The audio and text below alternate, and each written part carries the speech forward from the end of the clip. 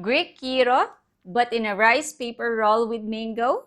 Yep, this is a fusion nobody asked for, but everybody will love. Let's roll with it. Hey foodies, it's Chef Ate here. You know, the Filipina who loves to feed her husband whether he asks for it or not. Today, we're merging two worlds. The bold flavors of chicken gyro and the fresh sweetness of mango rolls. I call this the Mango Chicken Gyro Rolls.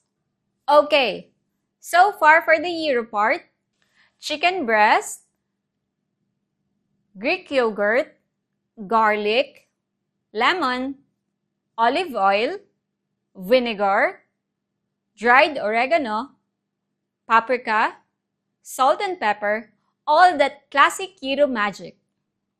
For the roll, carrots, cucumber, ripe mango, romaine lettuce, rice paper, and because no roll is complete without a dip, we're making a mango mayo sauce using my homemade mayo, honey, and sesame oil.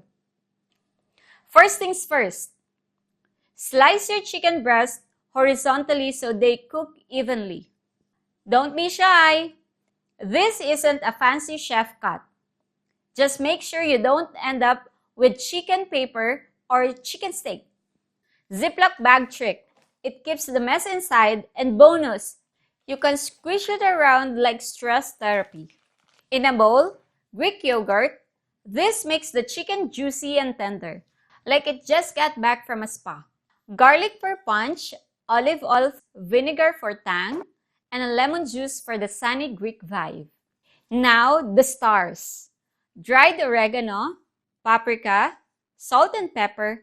You want bold flavors here because this chicken is going undercover inside the roll. Massage it well, pretend it's your husband's back, except this one doesn't complain. Ideally overnight, but let's be real, I'm too excited for that. 2 hours it is. If you can wait overnight though, the flavors will be chef's kiss. Cucumber first. Peel it, slice it into strips, pretend you're cutting like a pro. If it is uneven, don't worry, the roll hides all mistakes.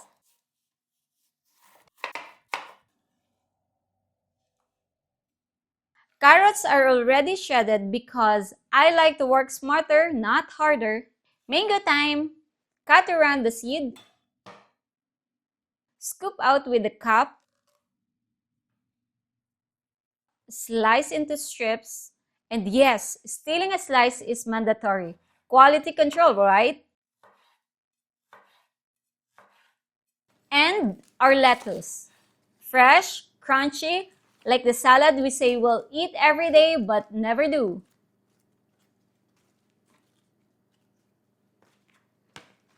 Now this trick is fun.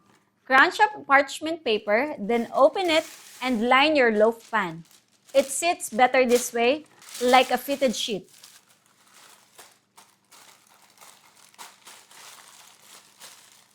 Layer the marinated chicken in, press it down. We want that compact gyro vibe.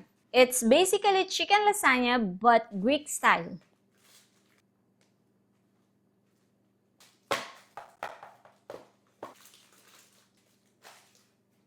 Into the oven, 350 degrees Fahrenheit, and bake for 40 minutes.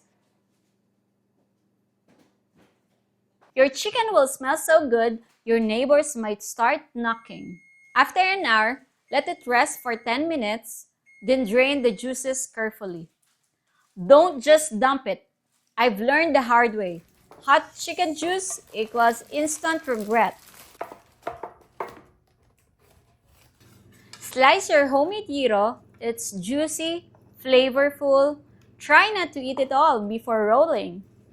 Here comes the fun/chaotic part. Rice paper. Quick dip in warm water.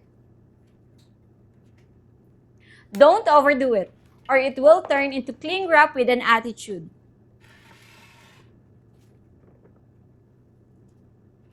Layer time. Lettuce down first, then carrots, cucumber, mango slices,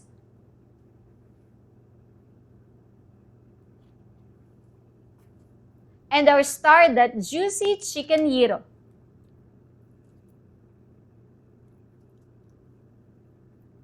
Roll it up tight, tuck the sides, keep it snug. Basically, treat it like you're wrapping a burrito. But be gentle. Rice paper tears like my willpower in front of a cheesecake.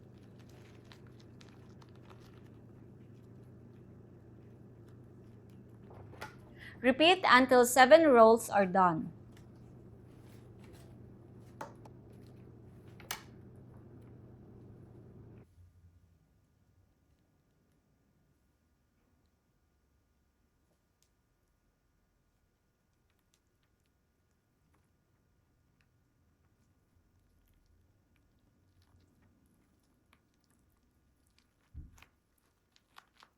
For the dip, this is my homemade mayo, mashed mango, honey, sesame oil, perfect match for our fresh rolls. And there it is, Mango Chicken Gyro Roll.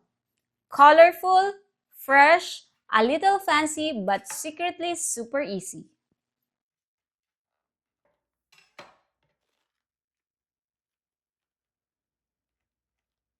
Here are some of the most common questions I see about this dish.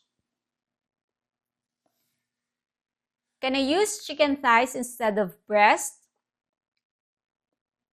Yes, you definitely can. Thighs are juicier and more forgiving if you overcook them, which I do sometimes. Just keep an eye on them during baking or the roll might get too greasy.